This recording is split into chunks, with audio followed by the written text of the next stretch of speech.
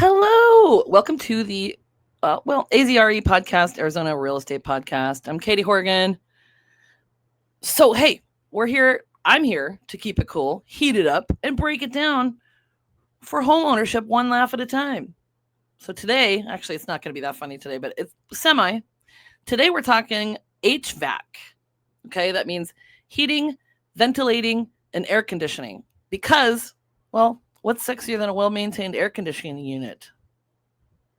Well, nothing. But stick with me, okay? So here's an example of the two types of air conditioning units. Oh, let me show you my cool background.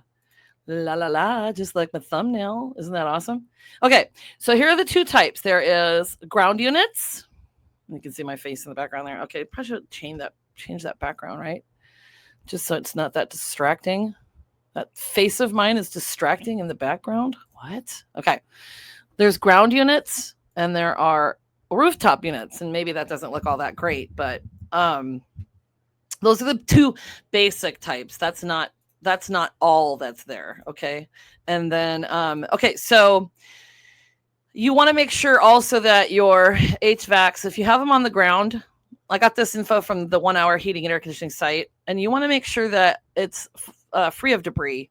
So you don't want plants growing really close to it. You don't want to surround things around it because you just want it to be working as efficiently as possible. Okay. So we're going to first talk about a SEER rating. Okay. SEER stands for Seasonal Energy Efficiency Ratio. And I slow down because I tend to talk too fast. And I got this from a website called My Trusted Contractor. So the ranges are 13 to 15 here, basic, then better, then best. So you can look at that while I'm describing this to you. So the higher the SEER, the more efficient your system is, like the Prius of HVAC. Although, yeah, like the Prius of HVAC. So comparing SEER ratings to the X's, let's say, the higher the number, the less exhausting they are. Most modern systems are in this range. If your unit SEER is in single digits, it's basically like a flip phone in a smart world. So I don't know any ones that are lower. And if you want to find the SEER rating for your unit, you can find it on the unit. And then hopefully if they have, if you're buying a house, hopefully they still have the site with it. Okay. So I'm going to show you now a website. Oh my God, I am just, hang on one second. From my, need to drink coffee from my cup here. From Canada that my friends sent me, Tim Hortons. Okay, so I'm going to share a website because I interviewed an owner, an HVAC owner who's a woman last night.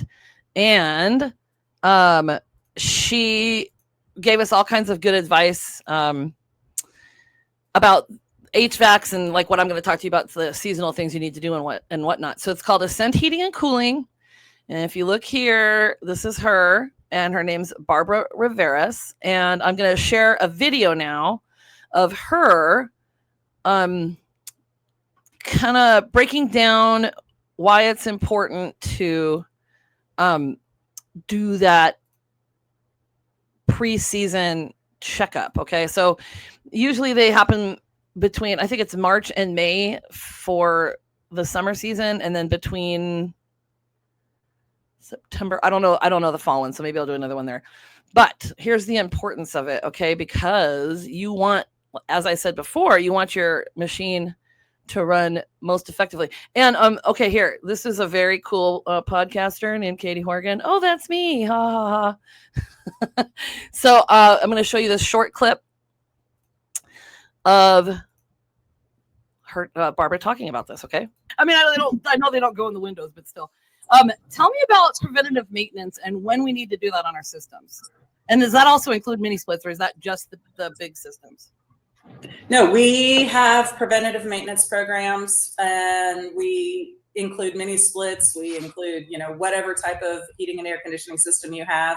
And preventative maintenance is really key. It's, if you Google how to make your air conditioning last longer, or what is going to give your HVAC system the longest lifespan, the number one answer is preventative maintenance. Yeah. A lot of people get turned off by it because a lot of companies out there use that as an excuse to take advantage of you and just try to upsell as much as they can. Whereas we come out and we review your system, we look for what might be wrong, and we actually give you options like, okay, your capacitor is not quite out of range yet, but probably going to be failing soon. And we'll show you the readings, and we'll, all information that's verifiable so that we're being honest with you. That's amazing. So that was going to be my next. Okay. So I'm going to stop sharing that now. And I will share actually the link to that podcast. So on my other one, Katie Horgan, two Katie Horgans, Katie Horgan Realtor, and just Katie Horgan, which I think I need to change to Candor with Katie because that's what I do. But I'll share it because she's got some more really great information on there and talks about, if you need to schedule a second opinion kind of thing. So there's just a lot to HVAC systems, right? So the basic thing is skipping a checkup is like skipping oil changes in your car, okay?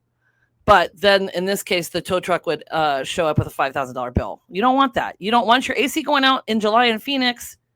That's more like a sauna, okay? It's not a vibe. So you want to prevent small issues from becoming major wallet draining disasters. And the pro tip here is to schedule it before it gets hot. So that way you're not on a 10-day waiting list when it gets really hot. And so I scheduled mine last week, and they can't come out until next week, and they have to turn the unit off in the morning. So I don't know if it has to be off all day, but you need to make sure you do it so that you're, as I said, your machine's running the most effectively and efficiently. Okay. So now we're going to talk attic insulation. Okay. And there are 4 different types right here. So you got fiberglass. It's like that old school stuff, right? Like I remember that when I was a kid. Mineral wool, cellulose, and spray foam. Okay. So I'm not going to talk to you about the different types or whatever. You can do your little research there. But basically, if your attic isn't insulated, your HVAC is basically fighting a dragon with a pool noodle. Okay. Hot air rises, and without insulation, it just sits there like a lazy teenager, making your AC work overtime. So good insulation can save you big on energy bills. It's like putting your house in a cozy little sweater that never takes off. If you like all those analogies. Okay, I'm going to add this again. And if you look at the spray foam one, that's what I have in my attic. And my roofer, who's also my friend, he's also the shit show supervisor, said spray foam is better than solar as far as insulating your attic. You don't insulate your attic with solar, but it's like as far as efficiency goes in your house. So I'd say that's a pretty good reason to put the spray foam in there, but I'm not here to tell you what to do. Just do your research. There's those 4 different types. Okay. Now we're going to talk thermostats. There's the old school ones. I have the old school one because, well, I have an old house and I tried to put the new one on. I had a Google one and it just didn't work. And I got frustrated and, okay. So here's the deal. Ideal temps vary. Okay. Now the suggestion they gave us is that in Phoenix in the summer, 78 Fahrenheit went home, 85 went away. No, there is no way I'm setting my thermostat at 85 when I'm away. So even if I'm out of town, even when I go to Norway, I set it at like 81 or 82. So, I mean, think of it as how you will. Let's see here. Hang on a second. Let me get that back. Whoa. How do I always have struggles with this? This is ridiculous. Okay. Northern states in the winter, it says 68 degrees Fahrenheit when home, 60 degrees when you are sleeping or away. And just remember, your thermostat is not a slot machine, okay? Stop cranking it up and down and hoping for a jackpot. Smart thermostats are your friend, and they learn your habits like a cleaning X. But this time it's helpful. So do not... Okay, I'm going to talk about this because I think I'm coming to the end. Let me get to my little banners. Oh yeah, here we go. HVAC tips that won't leave you sweating or shivering. Okay, so here's some myths that I want to talk to you about. Okay, myth number 1: turning the thermostat way down cools faster. False. It just makes your unit work harder, not faster. Okay, so what happens is, and this is what makes me nervous when I'm showing homes too, and people want to crank it way down, and actually inspectors will do it. I came home from Canada one summer. I was teaching. I had absolutely no money left. And I came home and it was hot. I think I did leave it at 85 and it was just too hot. And so I turned my thermostat way down, not way down, but maybe like 78, 76. And it worked way too hard to get down to that temperature and it broke. So I had to get a very expensive replacement part to make my AC work. I didn't have AC for like 2 or 3 days and it was brutal. So do not turn your thermostat down, way down, in order to cool it down, okay? The other myth is you don't need to change your filter often. That is not true. Unless you like breathing dust, you need to change it at least every month, 1 month to 3 months. And actually get the cheap filters and change it every month because it's better, okay? I thought I had another one. I thought I put it in here. Did I put it in here somewhere? Oh, myth number 3, bigger units are better. Well, we know how we think about that all the time. Okay, that is not true.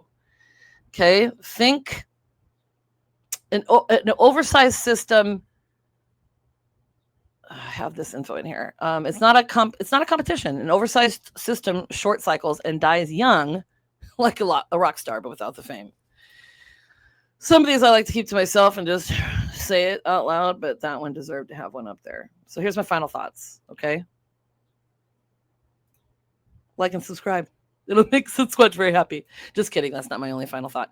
Just make sure that you're taking care of your HVAC units, that you're scheduling the preseason checkups just to make sure everything's running efficiently and that you don't have a high bill in the long run.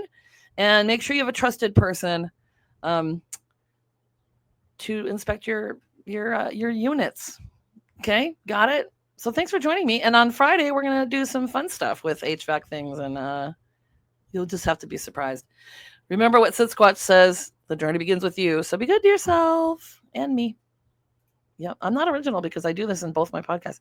Horgan, that's me. I love you. And I'll see you on Friday, okay? Or if you're watching this, I'll see you in a couple of days. Or just on the next episode. All right, it's a Wednesday. Bye.